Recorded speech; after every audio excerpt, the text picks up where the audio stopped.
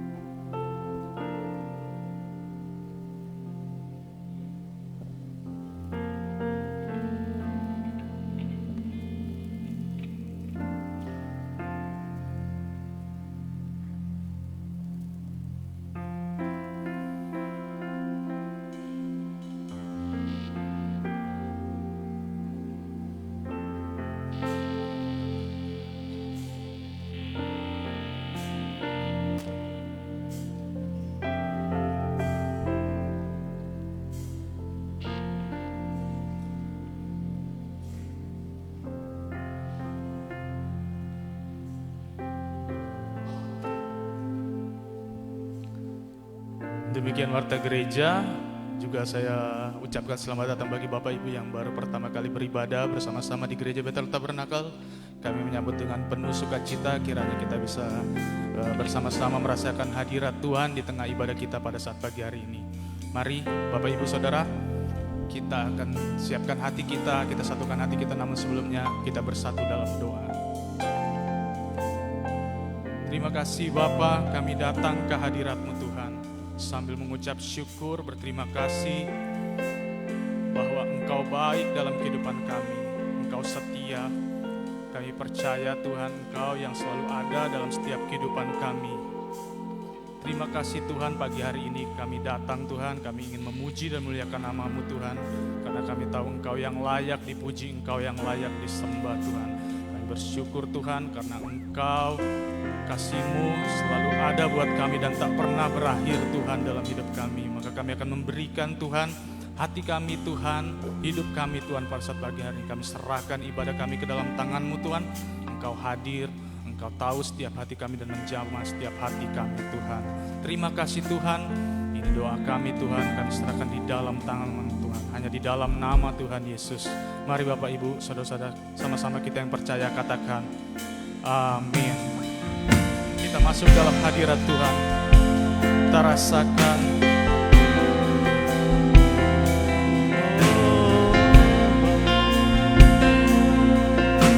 betapa dahsyat Engkau Tuhan. Kami memuji, kami mau nyatakan kebesaran-Mu Tuhan. Engkau dahsyat, tak tergoyahkan.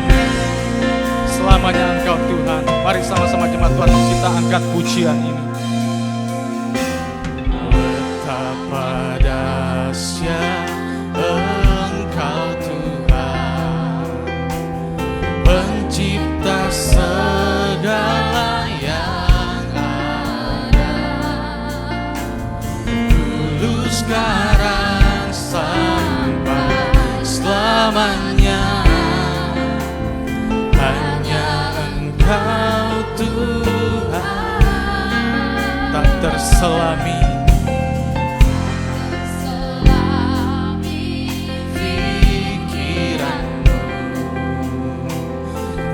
terukur panjang setiamu, dulu sekarang sampai selamanya. Hanya Engkau Tuhan. Mari angkat suara katakan, ku sembah Engkau. Mari kita nyatakan, hanya Engkau. Amin.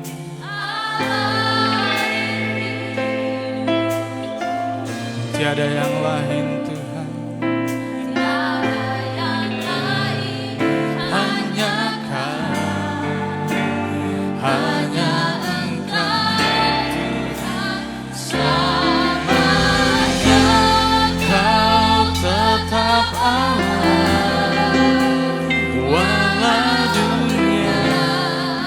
semua puncak.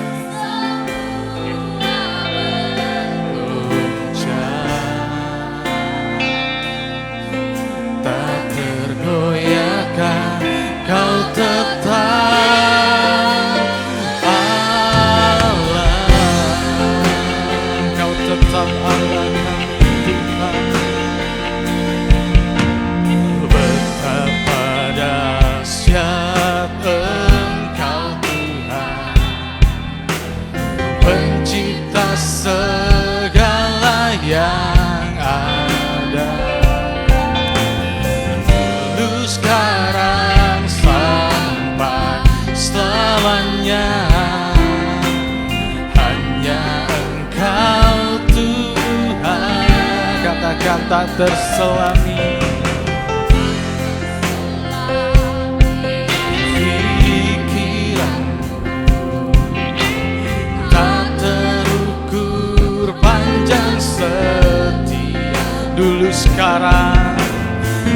Dulu sekarang, sampai selamanya, hanya Engkau Tuhan. Mari angkat suara, katakan sembah Engkau Yesus, hanya Engkau.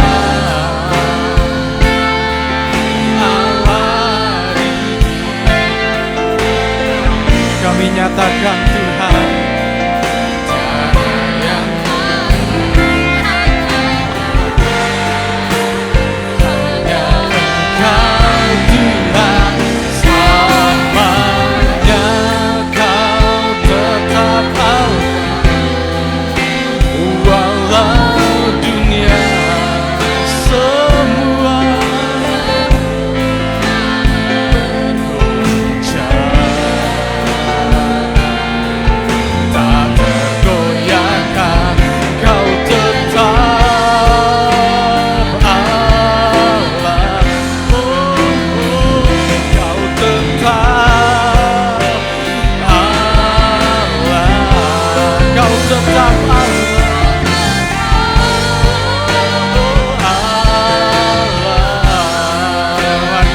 suara, mari sembah Tuhan, mari sembah Tuhan. Oh, selamanya Engkau Tuhan, dulu, sekarang, sampai selamanya.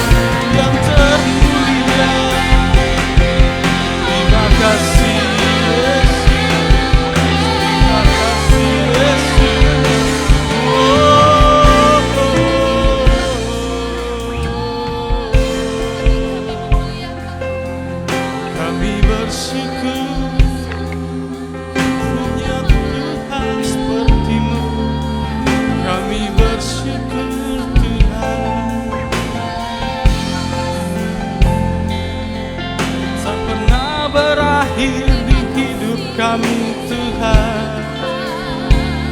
Kasih-Mu kami sembah Engkau Tuhan. kami sembah Engkau. Mari jemaat Tuhan kita bangkit berdiri dengan hati kita lebih sungguh lagi.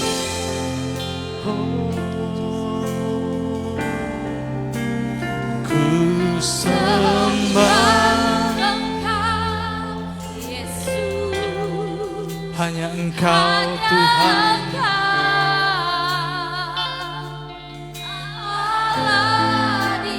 Mari naikkan suara kita dengan hati kita.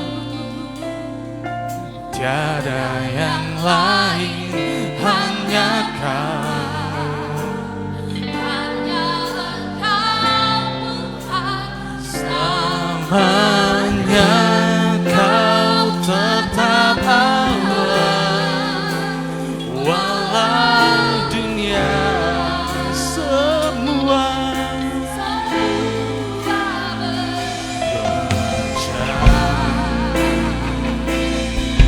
tak tergoyahkan, Kau tetap Allah. Mari katakan, oh ku sembah Engkau, hanya Engkau. Kami katakan Tuhan,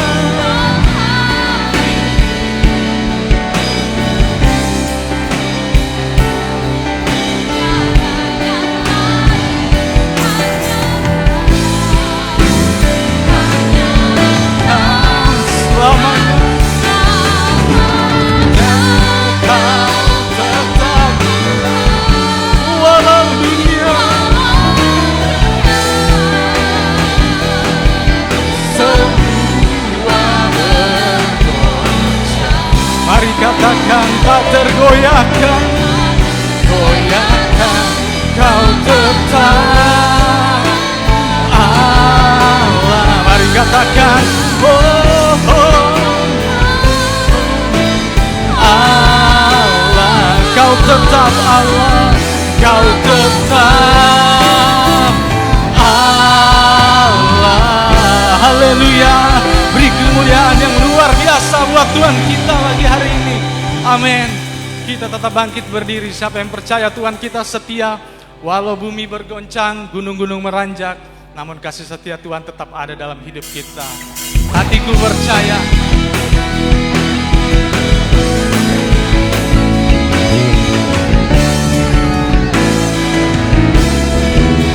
Mari katakan,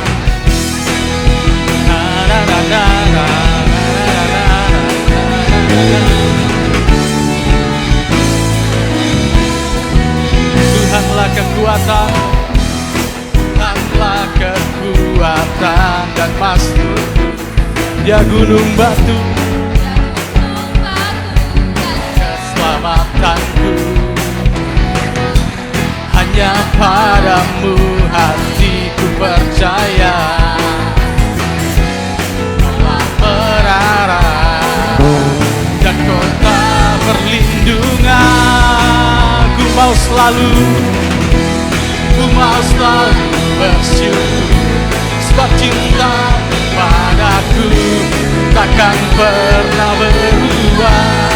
Hatiku percaya, walau bumi bergoncang, gunung-gunung beranjak, namun kasih setiamu tak ber. Ku mau selalu bersyukur, ku mau selalu bersyukur, sebab cinta padaku takkan pernah berubah. Hatiku percaya, walau bumi bergoncang, gunung-gunung meranjak, namun kasih setiamu tak pergi dari.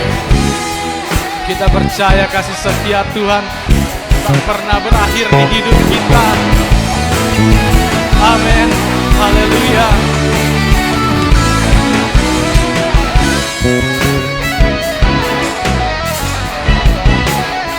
Amin. Haleluya.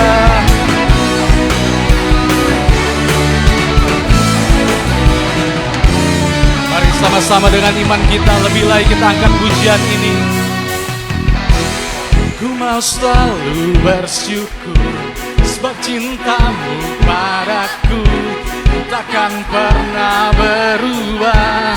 Dengan iman katakan, oh walau bumi bergoncang, gunung-gunung meranjang, namun kasih setiamu tak pergi dariku.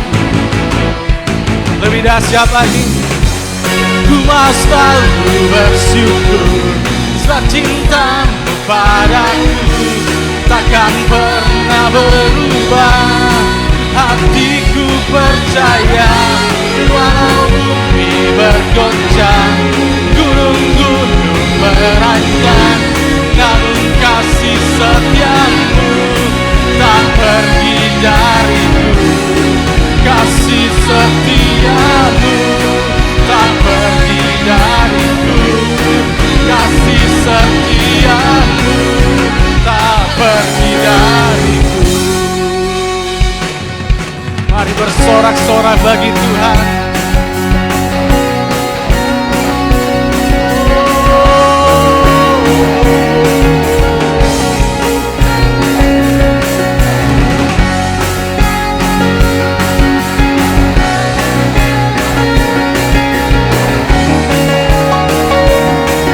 Mari katakan sama-sama, bersorak-sorak, muliakan namanya, Dia berperang ganti kita. Bertepuk tangan, muliakan namanya, Dia selamatkan jiwa kita. Hanya satu-satunya penebus, satu-satunya penebus. Kalahkan maut, gantikan hidup. Mari katakan, Tuhan yang memberi kemenangan bersama kita, di dalam kita. Oh, masuk dalam kemuliaannya, Dia perlindungan dan pengharapan. Tuhan yang memberi kemenangan, Tuhan yang memberi kemenangan bersama kita, di dalam kita. Masuk dalam kemuliaannya, Dia perlindungan dan pengharapan. Katakan, Dia perlindungan dan pengharapan. Dia perlindungan, Dia perlindungan dan pengharapan. Amin. Haleluya.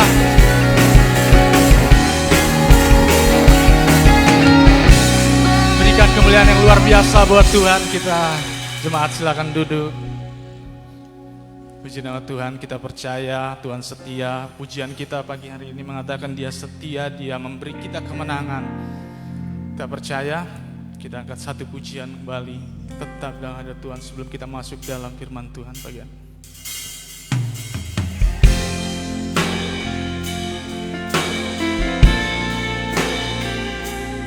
Engkau Tuhan yang beserta dengan kami.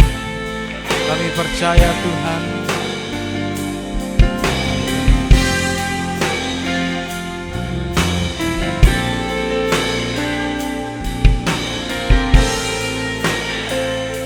Kami katakan, Bapakku datang dan berserah, ku nyatakan Kau yang berkuasa dalam gelap. Kau setia, Kau cahaya bagiku. Katakan, Engkau yang kuatkan kami.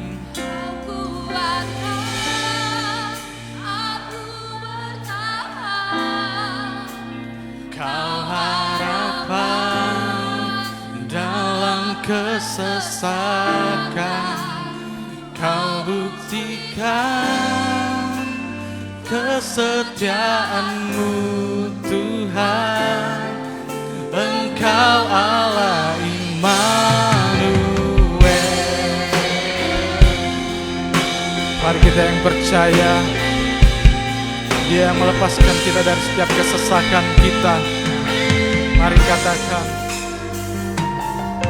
Bapakku datang untuk menyembah,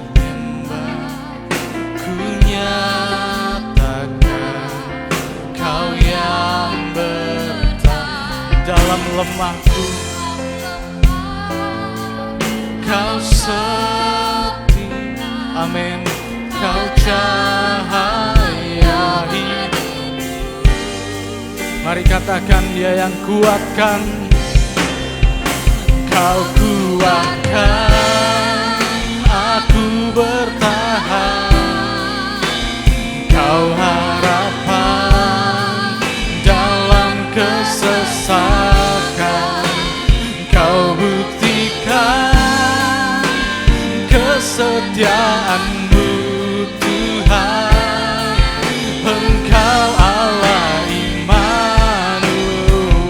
Katakan, Kau yang kuatkan aku bertahan. Kau amin Tuhan, Kau harapan kami.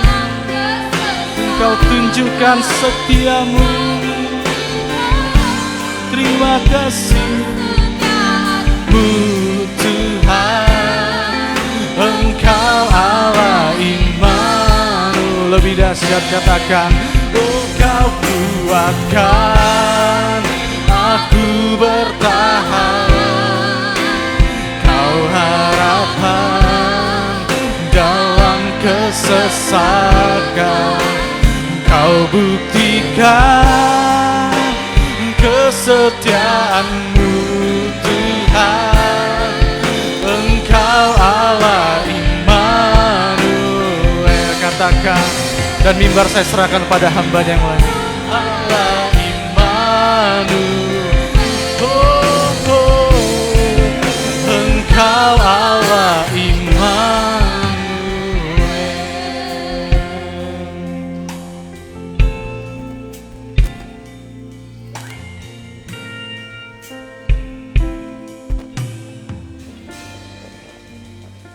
Kami berterima kasih kepada-Mu Tuhan yang memberkati kami pada saat ini. Kami sudah dapat memuji, menyembah, mengagungkan Engkau melalui kehidupan kami di tempat ini bersama-sama.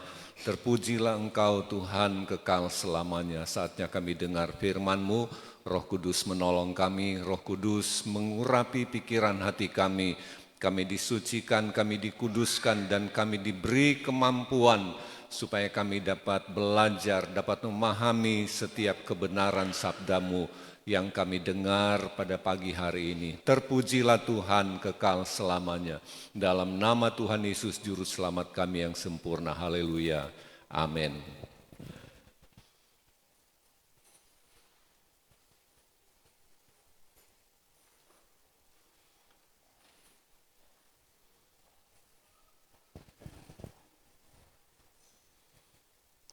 Shalom. Puji Tuhan, bersyukur pada Tuhan yang baik, yang mengasihi kita, yang memberkati kita, yang menolong kita sampai saat ini kita boleh ada karena kasih, karena anugerah, kemurahan Tuhan yang begitu besar. Ya, baik saudara-saudara yang dikasihi Tuhan, kita terus melihat saudara di surat Efesus pasal 1, kita sudah lihat minggu yang lalu dari ayat 15 sampai ayat 23. Demikian juga pagi hari ini kita akan melihat bagian-bagian dari ayat-ayat ini. Saudara, kita melihat ada 4 hal yang dicatat kenyataan rohani dari ayat yang ke-15 sampai ayat yang ke-23 yang diberi perikop doa untuk pengertian tentang kemuliaan Kristus. Ya, sebelum-sebelumnya kita sudah lihat bagaimana kekayaan-kekayaan rohani dari Bapa, dari Kristus, dari Roh Kudus yang sudah menjadi bagian gereja Tuhan, jadi bagian kehidupan kita. Ya, nah sebabnya pagi hari ini ada dua hal yang akan kita lihat, kita belajar bersama-sama dari Efesus pasal 1 ayat yang ke-17 dan ayat yang ke-18. Ya, kita buka bersama-sama surat Efesus pasal yang ke-1 ayat yang ke-17 dan ayat 18. Kalau sudah temukan, mari kita berdiri bersama, kita akan baca ayat ini juga bersama-sama.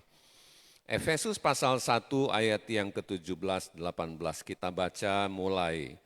Dan meminta kepada Allah Tuhan kita Yesus Kristus yaitu Bapa yang mulia itu, supaya Ia memberikan kepadamu roh hikmat dan wahyu untuk mengenal Dia dengan benar. Dan supaya Ia menjadikan mata hatimu terang, agar kamu mengerti pengharapan apakah yang terkandung dalam panggilannya. Betapa kayanya kemuliaan bagian yang ditentukannya bagi orang-orang kudus. Amin.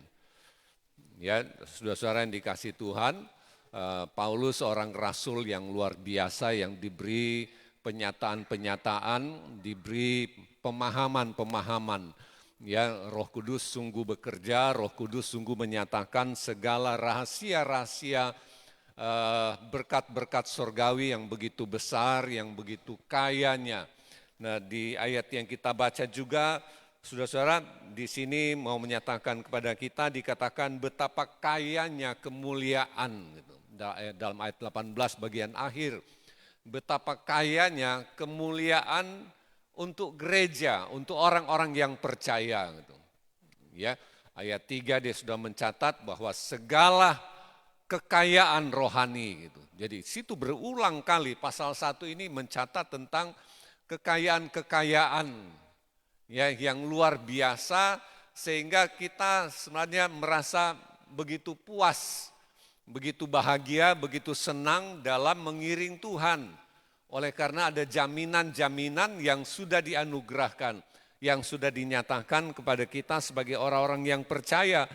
Saudara-saudara, kita bukan orang yang abu-abu, yang meraba-raba, yang masih mencari ya saudara-saudara ini dan itu, tapi kita memiliki keyakinan akan apa yang dianugerahkan, bukan hanya diperlihatkan kepada kita, saudara-saudara. Kita lihat saja mungkin kagum, tapi bukan hanya diperlihatkan, tapi juga diberikan. Ya, sebesar-besarnya bagi gereja Tuhan. Ya. Nah, kita lihat saudara. Pertama kita lihat bahwa dia berdoa agar mata hati orang-orang percaya saudara dibuka untuk melihat kenyataan-kenyataan rohani. Yang pertama adalah agar dapat mengenal Allah. Ayat 17. Ya, supaya bisa mengenal Allah. Nah, saudara-saudara yang dikasih Tuhan, ini mengenal Allah itu tidak gampang memang, saudara-saudara. Tapi Tuhanlah yang menyatakan itu kepada manusia. Kalau tidak ada penyataan, siapa yang bisa mengenal? Betul enggak, saudara?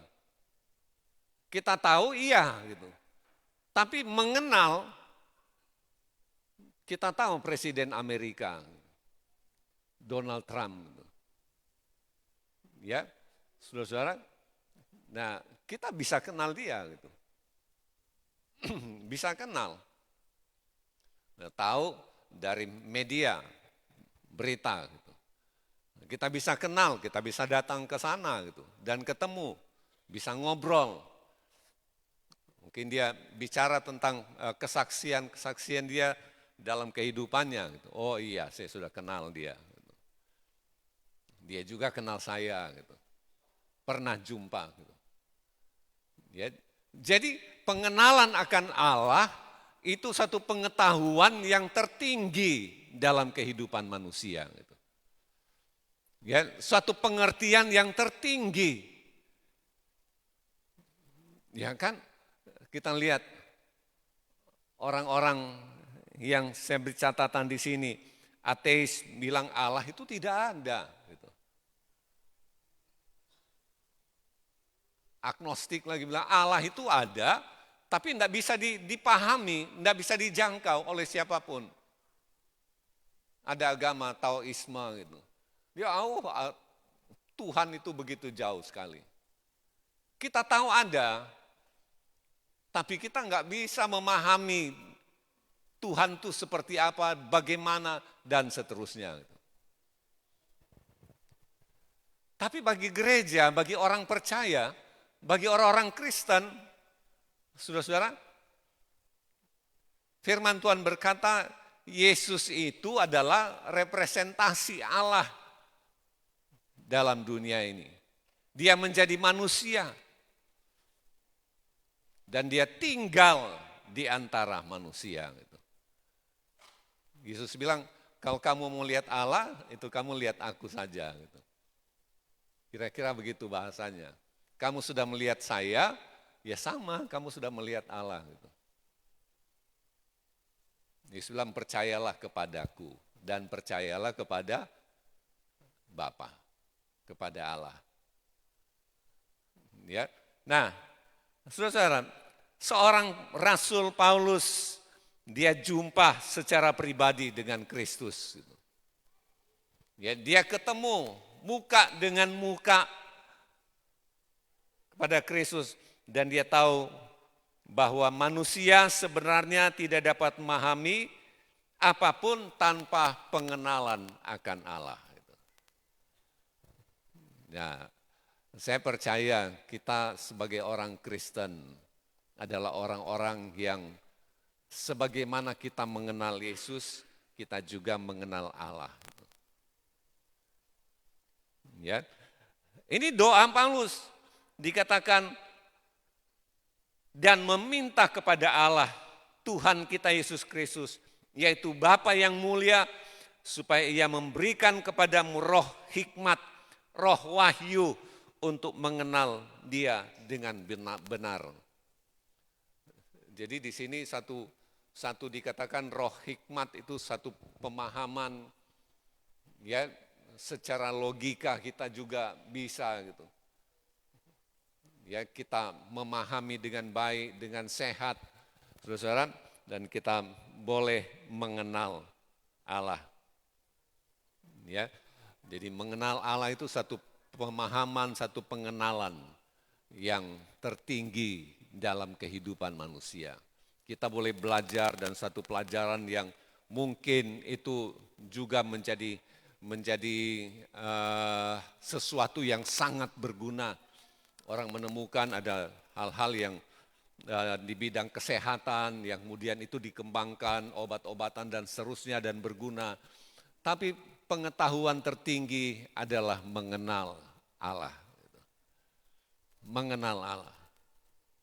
Ya, saudara-saudara, kita lihat dalam Roma pasal 1 ayat 18, di situ mencatat tentang kerusakan manusia, kebejatan manusia.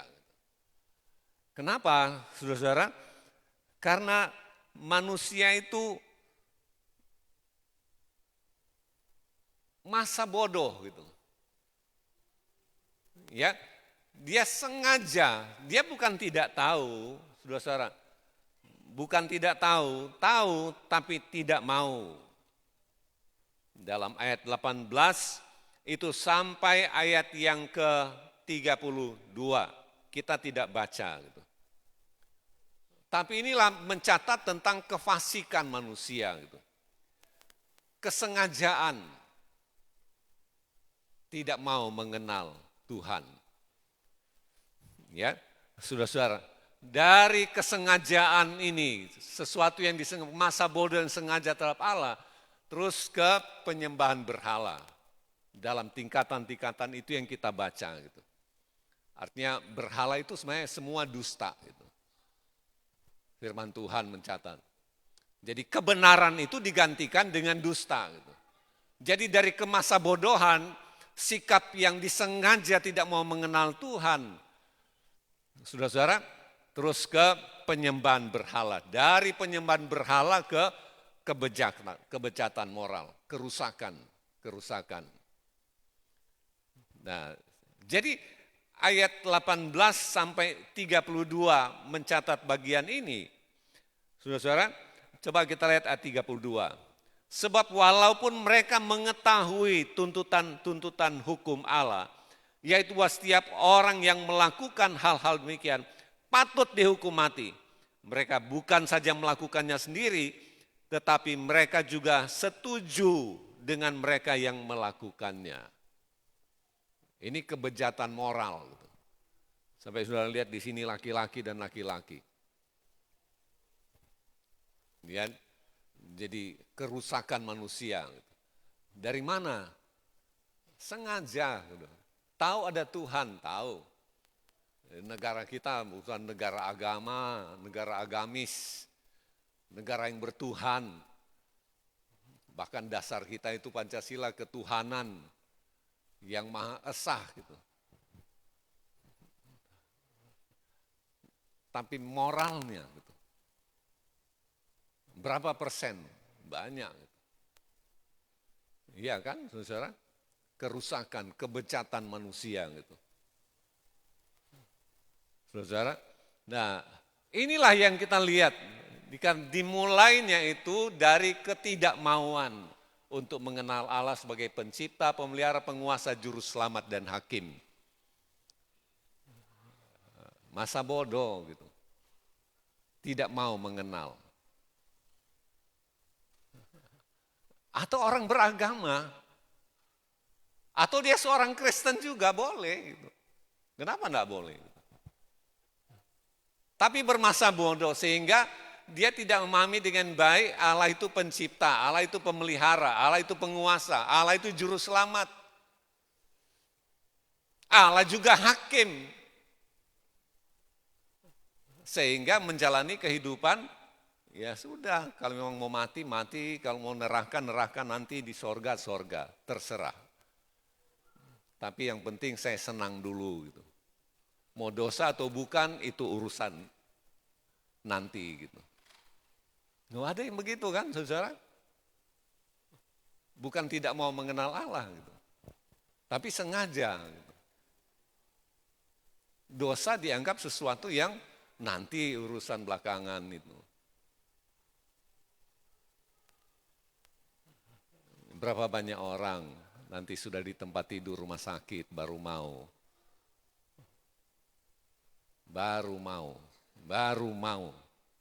cari Tuhan.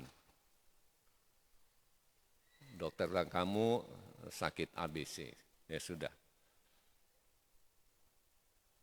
Obat ini cuma untuk tahan sakit aja. Ada anak sultan di mana Timur Tengah itu ya, saudara, sudah 20 tahun atau berapa tahun di tempat tidur aja gitu. Ada kecelakaan atau apa gitu. Jadi kalau sampai alat itu dicabut, ada alat yang terpasang cabut, ya memang mati gitu. Ya, cuma dia terus dipasangi alat-alat mempertahankan kehidupannya di atas tempat tidur gitu. Udah belasan tahun. Nah, saudara-saudara yang dikasih Tuhan, mungkin kita belum sampai ke situ gitu.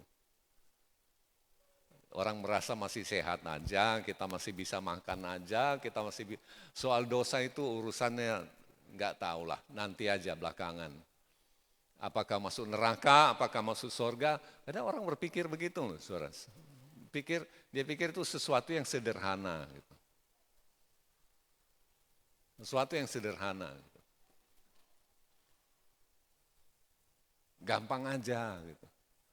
Nah, dari ketidakmauan juga gitu. Untuk memberikan penghormatan kepada Bapa di sorga. Ya, padahal Tuhan itu juru selamat. Dia pemelihara, dia hakim juga gitu. Mayoritas orang di dunia mengakui bahwa Yesus itu yang sudah datang, nanti juga dia menjadi hakim manusia. Ya, saudara-saudara yang dikasih Tuhan. Jadi kalau kita merinci, ini satu dosa yang besar. Saudara, sampai Tuhan membiarkan orang-orang ini yang dicatat di ayat 18 sampai ayat 32, ayat 26 mengatakan karena itu Allah menyerahkan, ayat 26, karena itu Allah menyerahkan mereka kepada hawa nafsu yang memalukan. Sebab istri-istri mereka menggantikan persetubuhan yang wajar dengan yang tidak wajar. Demikian juga yang laki-laki, ayat 27, dan seterusnya. Wah, ini kebejatan moral manusia di titik paling rendah. Ya, satu penghinaan kepada Tuhan. Ya, ini sengaja, disengaja. Janganlah kita sengaja. Amin. Ya, mensederhanakan dosa. Ya, saya sudah hari Rabu yang lalu, ya ternyata jangan kita justru jadi jahat. Situ kan ada saudara 1 Tesalonika pasal 5 yang kita bahas ayat 23 gitu. Dalam hubungan dengan pemimpin ya kita hormati.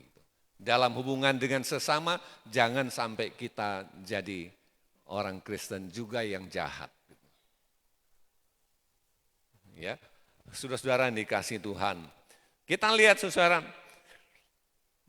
kita harus bertumbuh, ya, bertumbuh dalam pengenalan. Jadi pengenalan itu justru bukan juga cuma hanya yang penting sudah kenal, tapi juga kita harus bertumbuh dalam pengenalan kita akan Tuhan.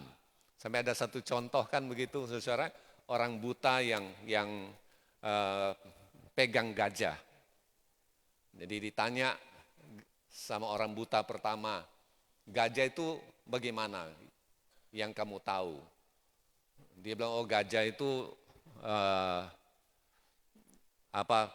kayak kain yang besar. Itu kuping, dia cuma pegang kuping gitu. Tanya, gajah itu gimana tanya yang lain lagi. Oh gajah itu dia panjang, ada kayak bambu panjang gitu. Nah itu dia cuma tahu belalai, dia tidak tahu secara keseluruhan.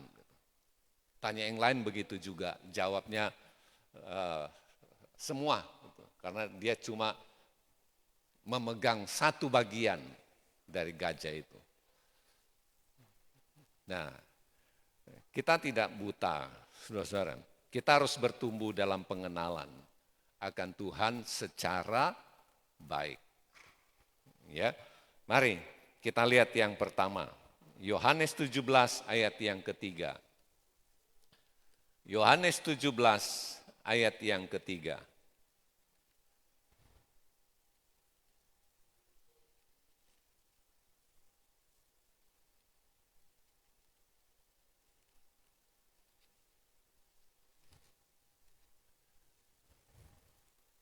Kalau sudah temukan, saudara katakan amin. Amin. Kita baca sama-sama ayat ini, mulai. Inilah hidup yang kekal itu, yaitu bahwa mereka mengenal Engkau, satu-satunya Allah yang benar, dan mengenal Yesus Kristus yang Engkau utus. Amin. Ya, hidup yang kekal, mengenal Engkau, Allah yang benar. Ya, saudara-saudara, jadi pertumbuhan begitu. Pada waktu kita mengenal Allah, itu ada keselamatan bagi kita. Ya, saudara-saudara, kita mengenal Allah secara baik dalam terus bertambah, bertumbuh. Artinya bukan keselamatan awal, saudara-saudara yang saya bicarakan, satu keselamatan di mana kita mengalami, dapat melihat, dapat mengalami keadaan yang sesungguhnya bahwa oh ini Kristen itu. Kita dapat mengenal Tuhan, kita memiliki keselamatan yang besar itu yang Tuhan anugerahkan. Ayat ini mengatakan seperti itu, saudara. Ya, hidup yang kekal. Artinya betul-betul kita alami dalam hidup kita pada waktu kita bertumbuh dalam pengenalan akan Allah, kita memiliki pengalaman hidup yang kekal itu. Tidak perlu validasi, tidak perlu penjelasan orang lain. Dalam pertumbuhan iman kita, dalam pertumbuhan pengenalan akan Allah, kita akan punya pengalaman keselamatan. Kita sendiri akan bicara, punya pengakuan, Tuhan itu luar biasa, Allah itu luar biasa, Dia juru selamat. Saya sudah diselamatkan, itu dia, saudara. Tidak akan bisa digoyahkan kalau saudara tahu siapa yang menyelamatkan hidupmu. Amin. Amin. Nggak ada siapapun. Godaan apapun. Penjelasan seperti apapun tidak akan membelokkan kita, saudara, dari keselamatan yang kita miliki, yang kita akui. Bahwa keselamatan itu dari Allah. Ini kebenaran. Yesus sendiri mengatakan ini. Ini hidup yang kekal itu. Yaitu mengenal Allah. Ya, saudara, jangan sampai kita dibelokkan. Kita diseret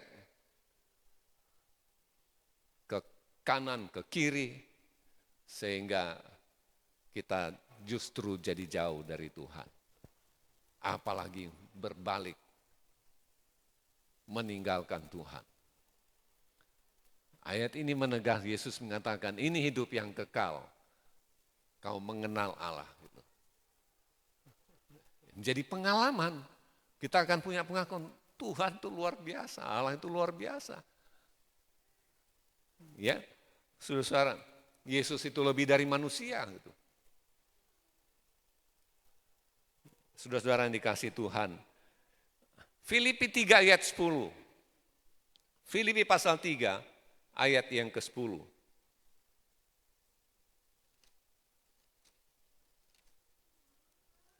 Mari kita buka bersama, kita akan baca sama-sama.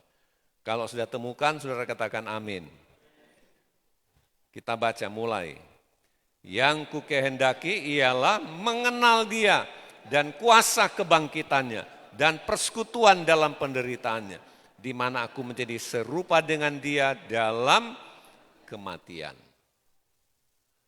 Coba, mengenal sehingga ada pengudusan kehidupan. Rasul mengatakan, yang kukehendaki mengenal Tuhan, mengenal kuasa kebangkitan, mengenal persekutuan dalam penderitaan, di mana aku menjadi serupa dalam kematian. Saudara, diidentifikasikan dirinya dengan satu kematian, penderitaan sampai kematian. Soal dia mengatakan, saya sudah mati bagi banyak hal di dunia ini. Ya, tidak ada lagi mau cari kesenangan apapun. Dia sudah mati. Gitu. Nah ini pengudusan. Pada waktu kita mengenal Tuhan secara bertambah-tambah, bertumbuh, yang dikatakan mengenal Dia, mengenal kuasa kebangkitannya, mengenal persekutuan dalam penderitaannya, dan mengalami penyucian, pengudusan. Pengudusan itu kan kudus, dari kata kudus itu kan suci, artinya suci hama, steril. Steril. Dia tidak merasa bahwa dunia ini memberikan apa kehidupan yang kekal, tapi dia tahu hanya dalam Tuhan saja. Dia sudah mati untuk banyak hal, untuk banyak kesenangan. Saudara-saudara, sampai dia mengatakan ini pengudusan pada waktu mengenal Tuhan secara bertambah-tambah. Kita lihat ayat berikutnya, 1 Korintus 13 ayat 9 sampai 12. Surat 1 Korintus pasal 13.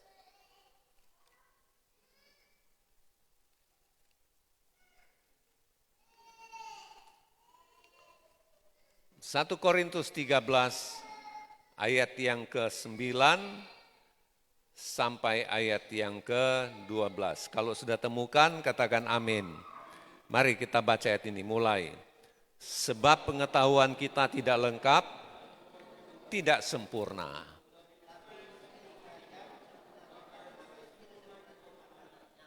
Ketika aku kanak-kanak, aku berkata seperti, aku merasa seperti, aku berpikir, sekarang sudah aku menjadi dewasa.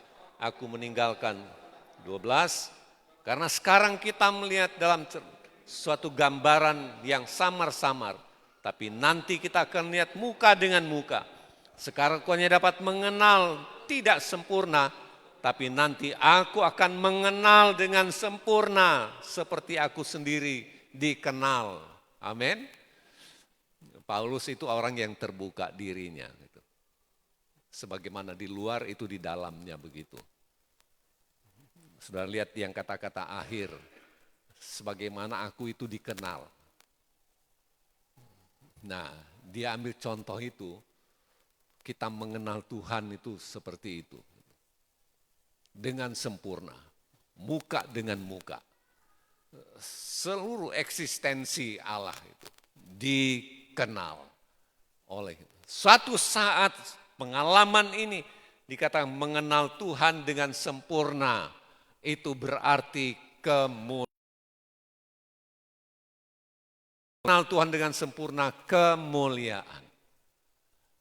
Ya, di bagian akhir mengatakan, ya kalau kita kanak-kanak, kita berpikir kanak-kanak, berbicara secara kanak-kanak. Ya.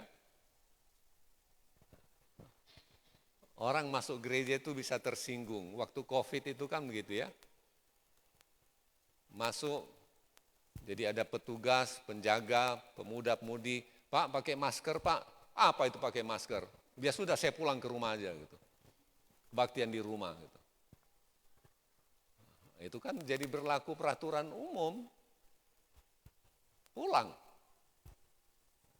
Ya itu kanak-kanak ya begitu.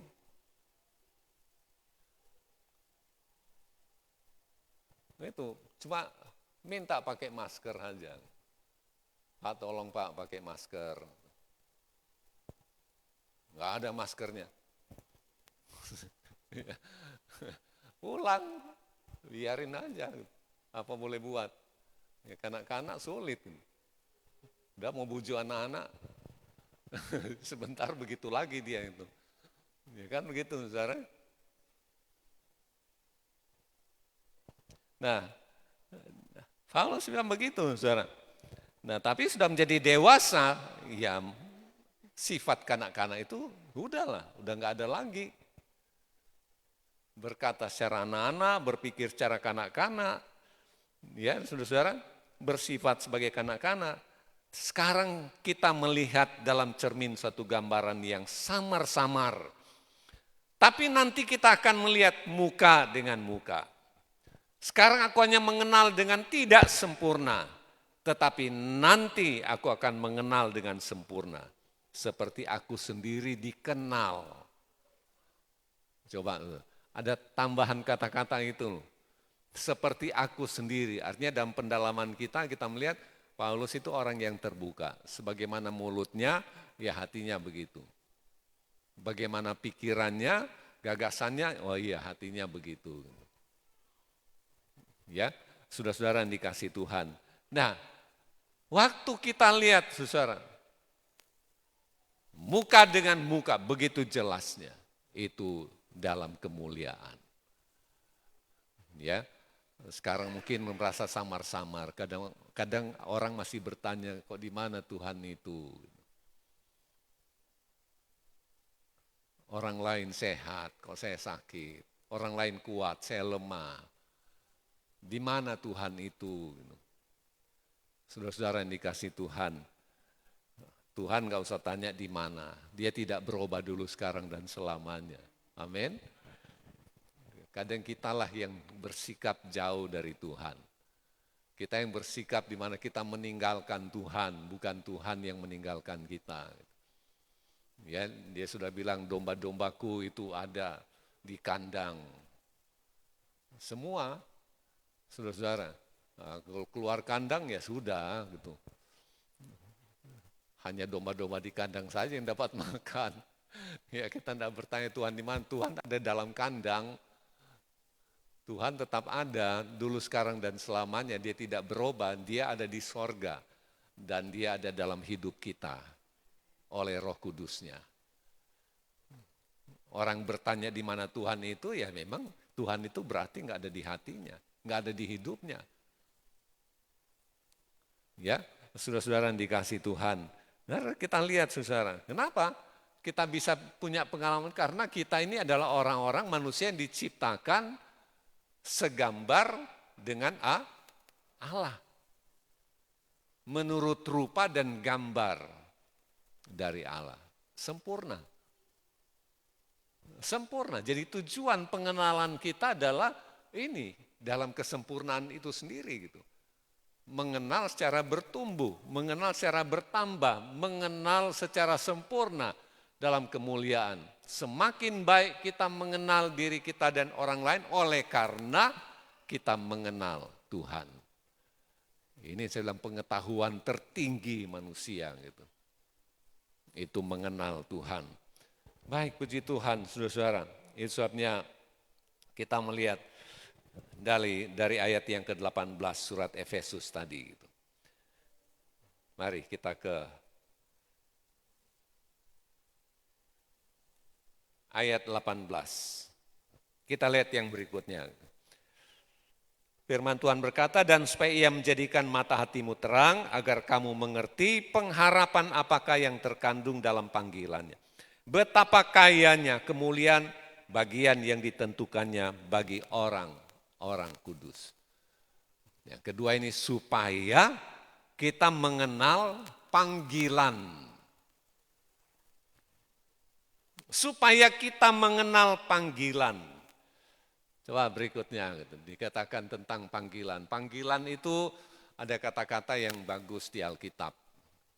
Ya, disebut sebagai panggilan. Kata terpanggil adalah sebuah kata penting dalam perbendaharaan orang percaya.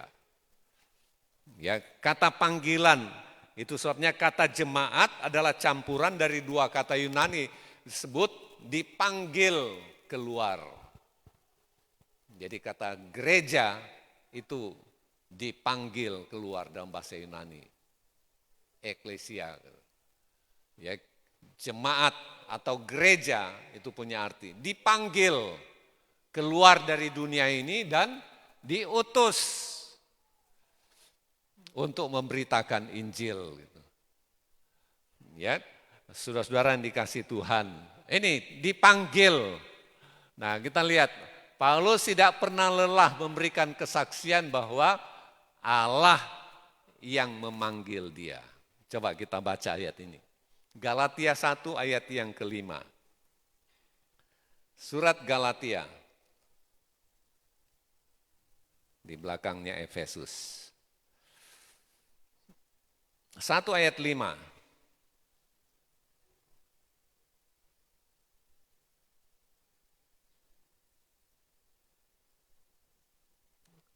Maaf, 1 ayat yang ke-6. Ya, ayo kita baca sama-sama ayat ini. Kalau sudah temukan, katakan amin. Kita baca mulai. Aku heran bahwa kamu begitu lekas berbalik daripada Dia yang oleh kasih karunia Kristus telah memanggil kamu dan mengikuti satu Injil yang lain. Dan ayat-ayat seterusnya, dia akan menjelaskan bahwa dia dipanggil itu oleh kasih karunia. Nah, saudara-saudara yang dikasih Tuhan, sama Tuhan memanggil murid-murid, 12 murid, semua itu dipanggil. Ikutlah aku, itu panggilan. Panggilan. Jadi saya yakin kalau kita jadi orang yang setia kepada Tuhan, kita adalah orang-orang yang mendengar panggilan Tuhan. Orang-orang yang respon dengan panggilan Tuhan. Ya, saudara-saudara yang dikasihi Tuhan. Dan dia mengingatkan juga Timotius bahwa orang-orang percaya itu mempunyai satu panggilan kudus. 2 Timotius 1 ayat 9. 2 Timotius pasal 1 ayat 9.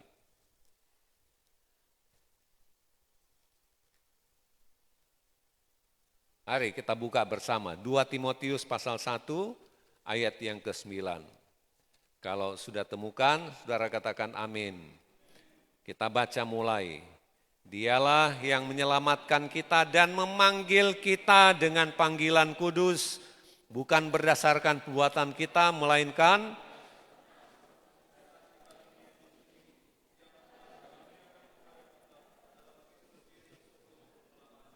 amin. Nah, dialah yang menyelamatkan kita, memanggil kita dengan panggilan kudus. Nah, Paulus bilang, saya itu dipanggil oleh Allah. Hanya oleh kasih karunia, bukan kebaikan. Ya, bukan karena saya orang yang punya kedudukan pada waktu itu. Hanya oleh kasih karunia Tuhan panggil. Nah, dia ingatkan Timotius bahwa orang percaya adalah orang-orang yang dipanggil dengan panggilan kudus, gitu. Panggilan suci. Gitu. Wah, ini kan luar biasa, saudara-saudara ya. Kenapa disebut sebagai panggilan yang suci? Karena itu panggilan untuk bisa nanti duduk dalam kerajaan sorga. Ya, saudara, panggilan yang menempatkan manusia dalam kerajaan sorga. Jadi bukan panggilan, kamu kerja, kita sudah tahu apa yang disebut panggilan-panggilan. Ada panggilan-panggilan juga dan seterusnya gitu, yang lain. Ia ingatkan Timotius. Dan 1 Petrus mengatakan, kita telah dipanggil keluar dari kegelapan kepada terang yang ajaib. Ayat yang ke 2 Petrus 1 ayat 3, kita telah dipanggil oleh kuasa yang mulia dan kuasa yang ajaib. Jadi panggilan itu luar biasa gitu. Murid-murid itu kan sementara beraktivitas dengan profesi mereka masing-masing. Yang nelayan, Yesus datang ke situ, coba. Mari ikutlah aku. Mereka yang punya profesi yang berbeda lagi, di tempat yang berbeda, Yesus pun datang dan memanggil mereka. Itu panggilan yang mulia, panggilan yang ajaib. Manusiawilah, kalau murid-murid pernah bertanya Tuhan, kita kan sudah tinggalkan rumah. Kita tinggalkan keluarga. Kita mau dapat apa? Betul, saudara? Yesus bilang, udah, nggak usah mikir. Nanti kamu dapat tempat dalam kerajaan sorga. Ya, saudara. Coba. Tolong buka pintu, ada orang buka pintu, ada polisi. Siapa yang di belakang situ? Ya, panggilan, lihat sini saja, nggak usah lihat situ gitu. Nggak ada gunanya gitu. Ya, mereka nggak lihat saudara. Gitu. Ya, jadi satu panggilan yang mulia, panggilan yang kudus, ya seperti itu. Ya, murid-murid mengalami panggilan ini, di mana Yesus yang memanggil mereka, Yesus, ayo ikutlah aku, ikutlah aku. Ya, saudara-saudara, jadi Tuhan memanggil semua oleh kasih karunia, bukan karena jasa seorang, bukan karena kebaikan, bukan karena apapun juga. Tuhan tidak melihat itu, tapi Tuhan pasti memanggil siapa saja. Karena Yesus sudah mengatakan, Injil ini diberitakan di seluruh dunia. Injil ini dikabarkan, diberitakan di seluruh dunia. Ya, saudara-saudara yang dikasihi Tuhan, sebabnya ini panggilan. yang kemudian memindahkan seseorang dari gelap kepada terang. Tapi mungkin ada orang lebih senang di gelap saja. Ya, ini surat 1 Petrus 2 itu yang ke-9. Ya, saya di gelap aja lah. Dipanggil Tuhan iya gitu. Tapi saya di gelap aja gitu. Padahal Tuhan tidak bermaksud begitu, memindahkan ke terang yang ajaib. Ya, saudara-saudara, coba kita lihat.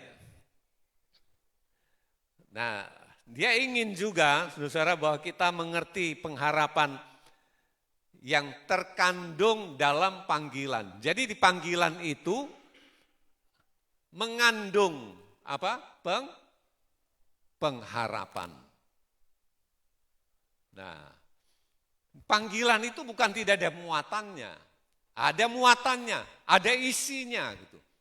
Isinya adalah pengharapan. Pengharapan kita itu satu kepastian.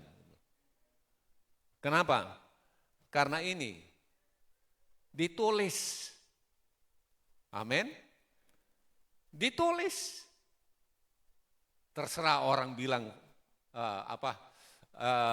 palsu atau apa, udah nggak usah dengar. Manuskrip ini luar biasa, begitu lengkapnya. Artinya sesuatu yang asli itu masih ada gitu. Dipelihara sampai sekarang gitu. Manuskrip kitab suci ini, wah luar biasa gitu. Bahkan sama orang bisa bilang di agama-agama dunia meniru di sini juga gitu. Hukum-hukum negara pun kadang meniru di Alkitab gitu. Cuma disamarkan dengan permainan kata-kata gitu. Iya, saudara. Sampai Markus, saudara tahu, Markus itu murid Yesus kan? Markus Lukas masuk di 12 murid. Ya? Siapa tahu? Markus Lukas 12 murid. Ya? Tidak. Baru tahu. Markus sama Lukas itu bukan 12 murid. Bukan. Tapi kenapa mereka bisa menulis Yesus? Mereka itu di 70 murid. Coba sudah belajar, Yohanes Markus itu Markus. Tapi dia bukan 12 inti. 12 murid yang inti itu. Bukan. Saya pernah sampaikan 15 tahun lalu kan 20 tahun lalu itu. Cuma ngomong begini juga. Bukan. Belum mungkin baru tahu. Masa kita selama ini bilang Matius, Markus, Lukas, Yohanes. Itu kita ingat kan? Kita anggap mereka itu 12 murid. Padahal Markus dengan Lukas bukan masuk dalam kelompok 12 murid Yesus. Nah ini sesuatu yang mengagumkan kita. Kenapa?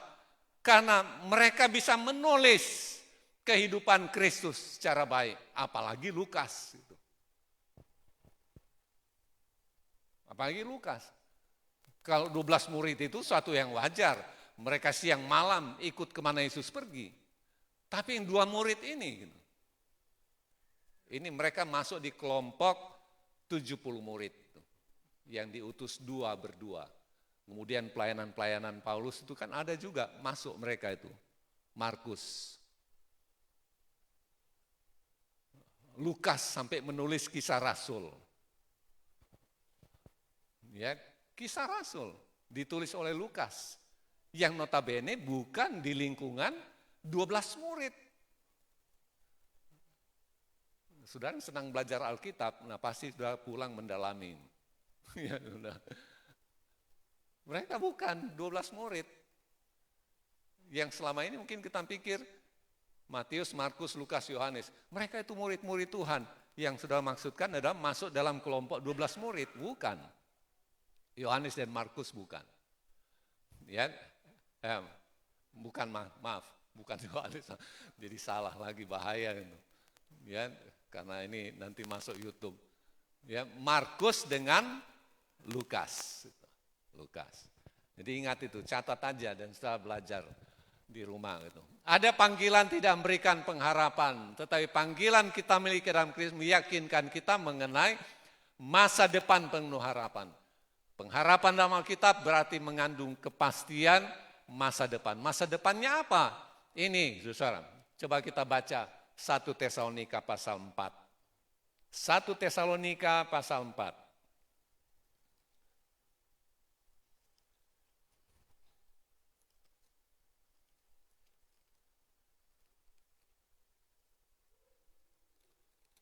Ayat yang ke-13 sampai 18. Saya bacakan dan saudara dengarkan. Selanjutnya kami tidak mau saudara-saudara bahwa kamu tidak mengetahui tentang mereka yang meninggal. Supaya kamu jangan berduka cita seperti orang lain yang tidak mempunyai pengharapan. Karena jikalau kita percaya bahwa Yesus sudah mati dan telah bangkit, maka kita percaya juga bahwa mereka yang telah meninggal dalam Yesus akan dikumpulkan Allah bersama-sama dengan Dia. Nah, ini pengharapan. Ini kami katakan padamu dengan firman Tuhan. Kita yang masih hidup, yang masih tinggal sampai kedatangan Tuhan, sekali-kali tidak akan mendahului mereka yang telah meninggal. Sebab pada waktu tanda diberi, tanda dari sorga maksudnya, yaitu pada waktu penghulu malaikat berseru dan sangkakala Allah berbunyi, maka Tuhan sendiri akan turun dari sorga. Dan mereka yang mati dalam Kristus akan lebih dahulu bangkit. Ayat 17, sesudah itu kita yang masih hidup, yang masih tinggal, akan diangkat bersama-sama dengan mereka dalam awan menyongsong Tuhan di angkasa. Demikianlah kita akan selama-lamanya bersama-sama dengan Tuhan. Ya, itu saudara. Pengharapan apa? Pengharapan pada hari yang akan datang. Pada waktu sangkakala Allah berbunyi, kita diubahkan. Pengharapan apa? Pengharapan pada waktu kita meninggal. Saat ini, besok dan seterusnya. Firman Tuhan mengatakan, dibawa Allah besertanya. Ya, dibawa Allah besertanya. Ini pengharapan gereja, saudara. Bahkan 1 Yohanes 1 ayat 1 Yohanes 3 ayat 1 sampai 3 mengatakan kita akan melihat Tuhan muka dengan muka. Ini pengharapan kita, coba saudara. Ini jadi panggilan kita itu berisi pengharapan. Panggilan kita itu mengandung, dikatakan mengandung pengharapan. Ya, saudara-saudara. Kita lihat berikutnya, ketika kita masih berdosa, tanpa pengharapan, Efesus 2 ayat 12, tapi dalam Yesus kita mempunyai suatu hidup yang penuh dengan pengharapan. Ayat berikutnya, 1 Petrus 1 ayat yang ketiga. Ya, tadinya kalau kita tidak percaya Tuhan, enggak ada pengharapan itu. Karena panggilannya juga tidak ada gitu. Pengharapan itu hanya ada dalam panggilan. Amin. Iya, saudara. Pengharapan itu dikandung oleh panggilan. Jadi tidak dapat dipisahkan. Orang punya pengharapan, lantas dia tidak mendengarkan, tidak respon dengan panggilan. Apa artinya? Enggak ada. Pengharapan itu hanya ada dalam panggilan. Ya, saudara-saudara. Karena dikatakan oleh firman Tuhan, panggilan itu mengandung pengharapan. Jadi isi dari panggilan adalah pengharapan. Dan pengharapan kita adalah bersama dengan Tuhan. Nah di sini, terpujilah Allah Bapa Tuhan kita Yesus Kristus yang karena rahmat-Nya telah melahirkan kita kembali oleh kebangkitan Yesus Kristus dari antara orang mati kepada suatu hidup yang penuh pengharapan. Ya, puji Tuhan. Jadi ini pengharapan kita, saudara-saudara yang dikasih Tuhan. Kita melihat, nah kita lihat berikutnya. Ya, kita sering mengacaukan pengertian harga dan nilai. Ini truth.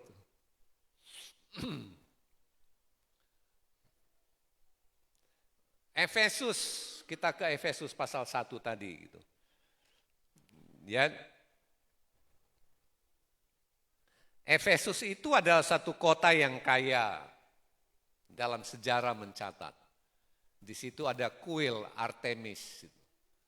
Nah, makanya di zaman modern ini, saudara-saudara,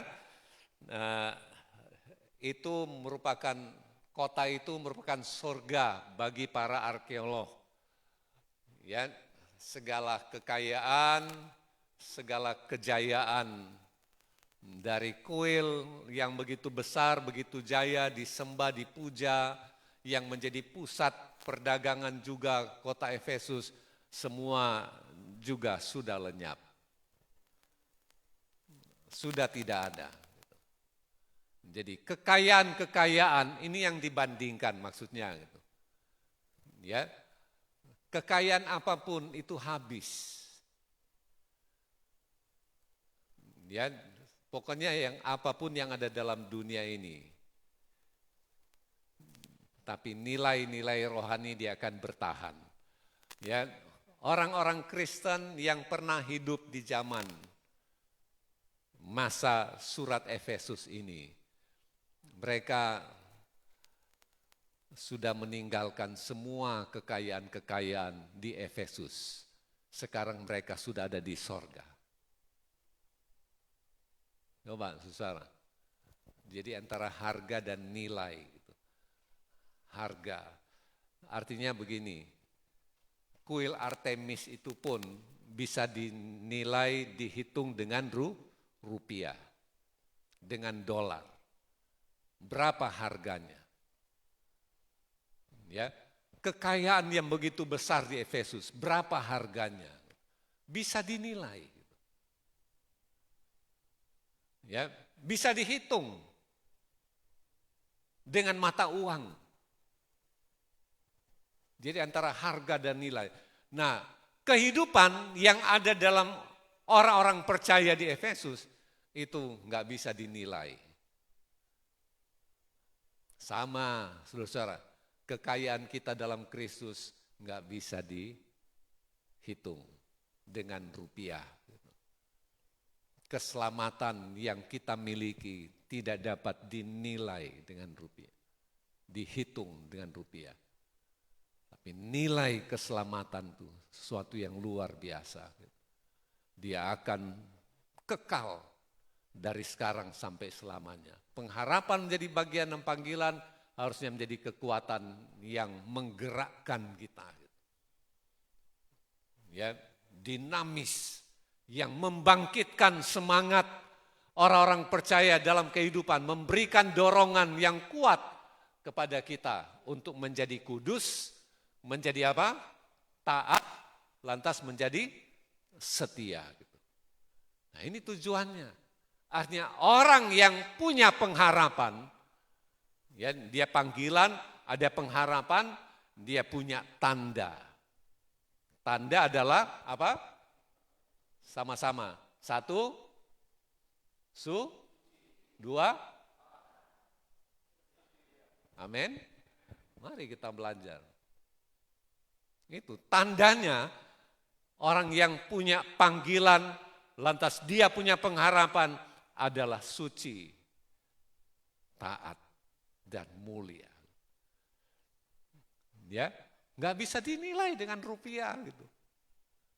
Kesucian dalam Kristus, ketaatan kita gitu. Makanya kita kan nggak mau pamrih gitu. Amin.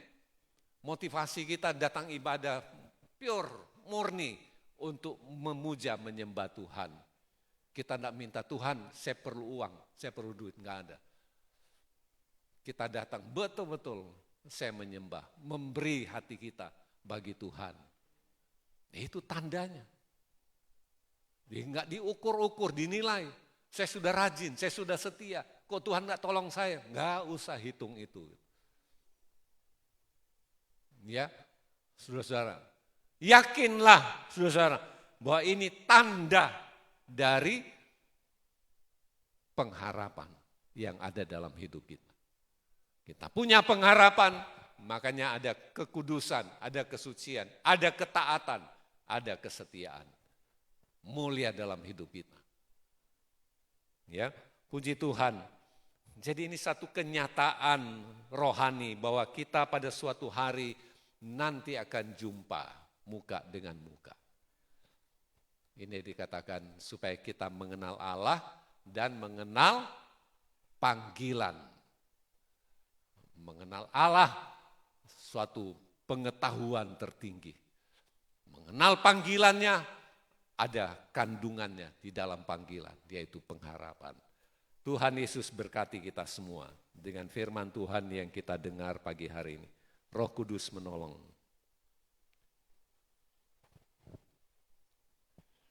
Karya terbesar dalam hidupku, pengorbananmu yang selamatkanku.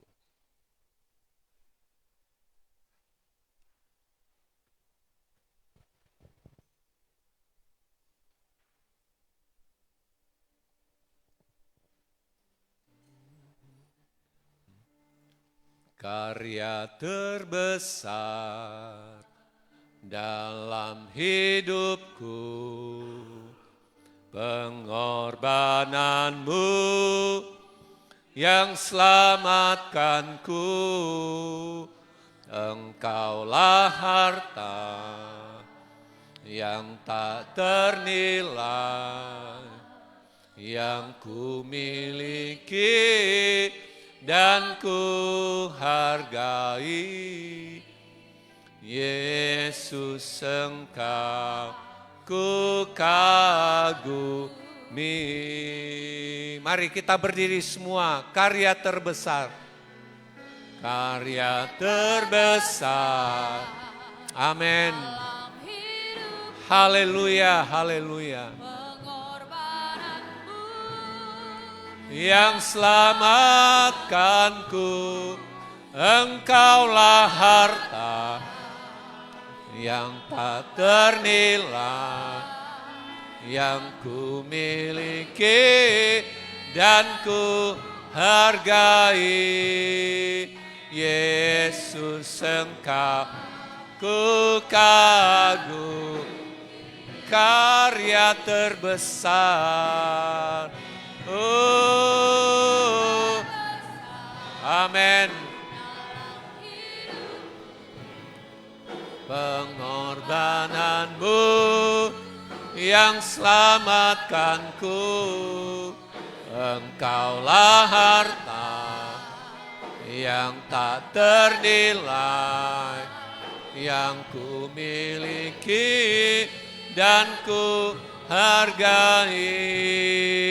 Yesus, Engkau ku kagumi. Sekali lagi, karya terbesar, karya terbesar.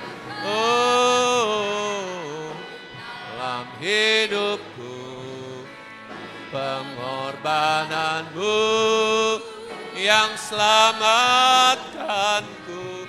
Engkaulah harta yang tak ternilai, yang miliki dan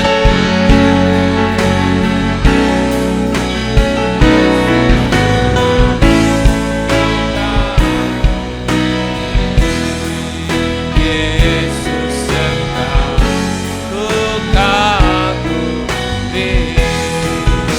Yesus, Engkau ku kagumi.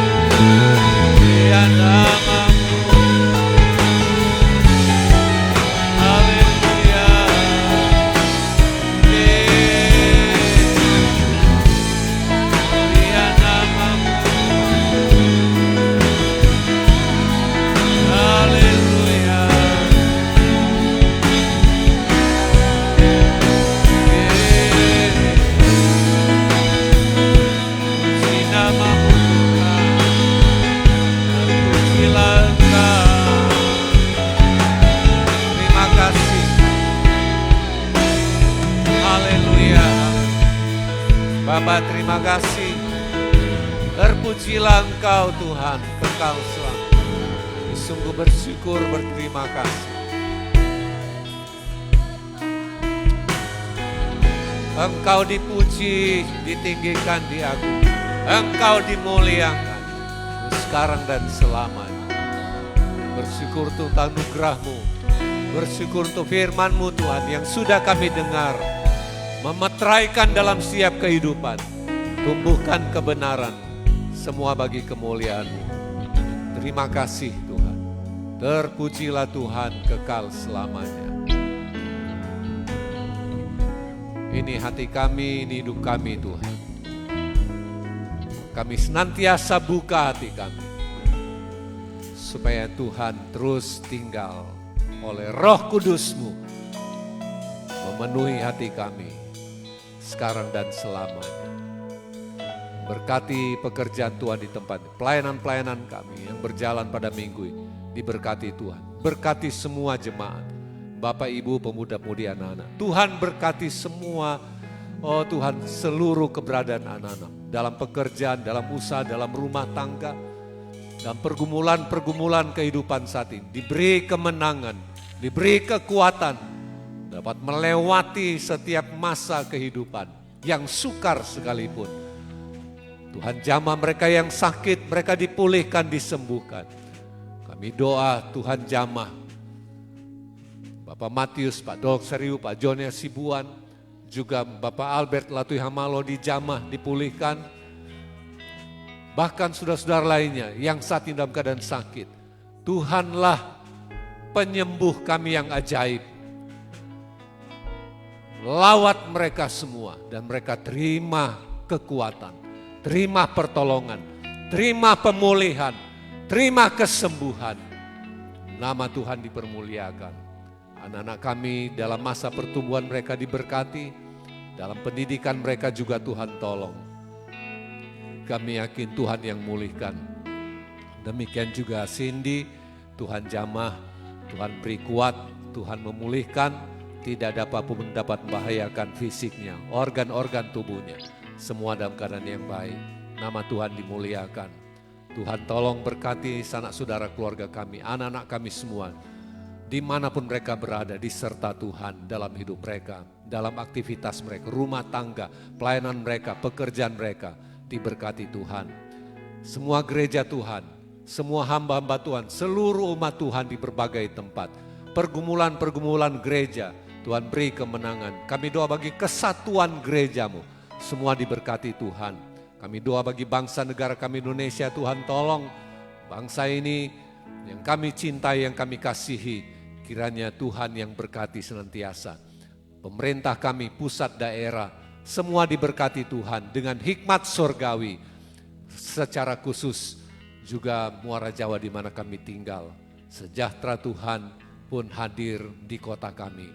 Terpujilah Tuhan kekal selamanya. Tuhan pimpin bimbing kami kembali ke tempat masing-masing. Tuhan menjaga, melindungi dan menyertai kami semua. Dan saudara-saudara arahkan hati, terimalah berkat Tuhan. Tuhan memberkati engkau dan melindungi engkau.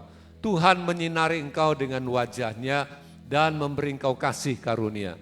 Tuhan menghadapkan wajahnya kepadamu dan memberi engkau damai sejahtera. Kasih karunia dari Bapa di sorga, kasih sayang dari Tuhan Yesus, persekutuan dalam Roh Kudus, menyertai saudara sekalian, sekarang dan selama-lamanya.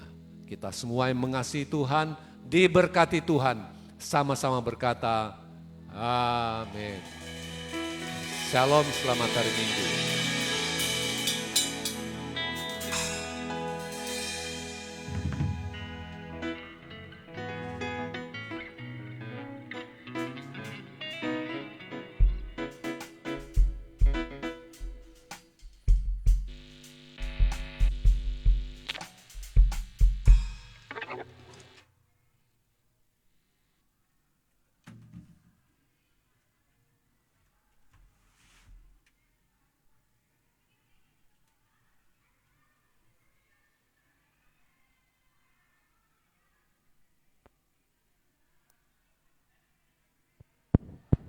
Ibu-ibu, kita latihan buat besok.